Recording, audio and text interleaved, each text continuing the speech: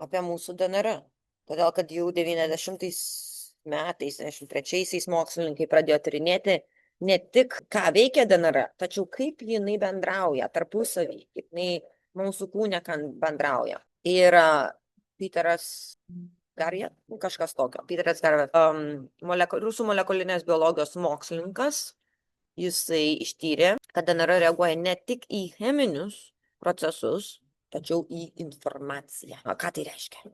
Kalbą, garsą, dažnį, pasikartojančius signalus, netgi įtampą kūno. Dar galime eiti čia giliai ir daug ką aiškintis, tačiau vienas dalykas yra aiškus, kad tavo aplinka formuoja tavo biologiją. Ir aplinka nėra ką valgai, ką geri, tai kokį orą kvėpuoji.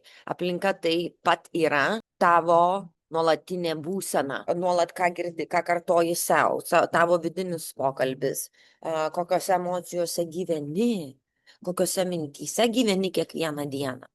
Tai va, ne vien apie ką valgai, kokį orą kvėpuoji ir ką geri, tačiau kas tas vidinis pasaulis, Ir va, kūnas nuolat klausosi. Ir tavo nervų sistema klausosi, ir hormonų sistema klausosi.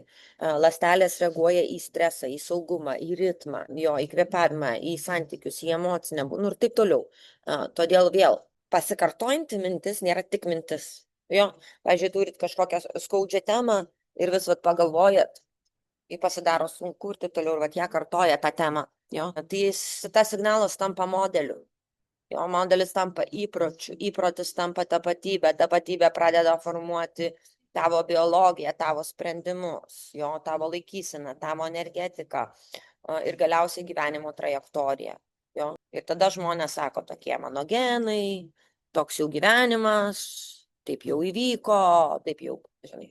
Tačiau vėl labai daug kas šiandien, ką vadiname likimu, iš tiesų yra epigenetika, nervų sistemos adaptacija, prisitaikymas kas dar? Įkūnyti modeliai, įkūnyta tai, ką matėme, kai buvom vaikai ir pasikartojantis vidiniai signalai. Tai vėl, tai nereiškia, kad magiškai gali parašyti su viena mintim ir viskas. Ne, tačiau tai reiškia kažką labai svarbaus ir gilaus mums. Žmogus nėra toks fiksuotas, kaip ilgą laiką tikėjome.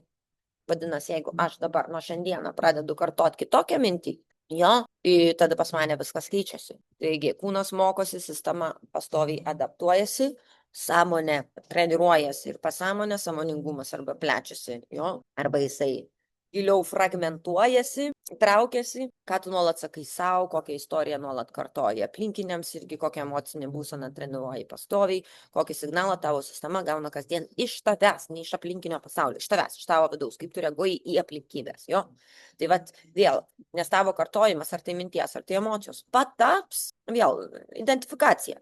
Ir vėl identifikacija, identitetas, tyliai pradeda kurti tavo realybę. Taigi čia, kvantiniam gyvenimo būde, mes prisėmėm visą atsakomybę už savo epigenetiką, savo nervų sistemą, energiją, mintis, kūną ir signalą, kurį transliuojam pasauliui, nes kūnas vėl nėra prieš tave, bet tau nereiks jo kovoti, jis nuolat klausosi, prie ko tu pati, ar pats jį pratini.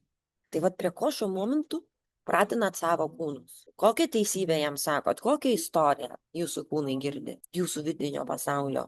Ar jie girdi, kad jūs saugi ir saugus, gražiai ir gražus? Ar jie girdi, kad jums visą laiką kažko trūksta ir pasaulis yra labai pavojingas? Labai skirtingai tų dviejų žmonių ir nervų sistemos ir kūnai atrodys. Geras, ne?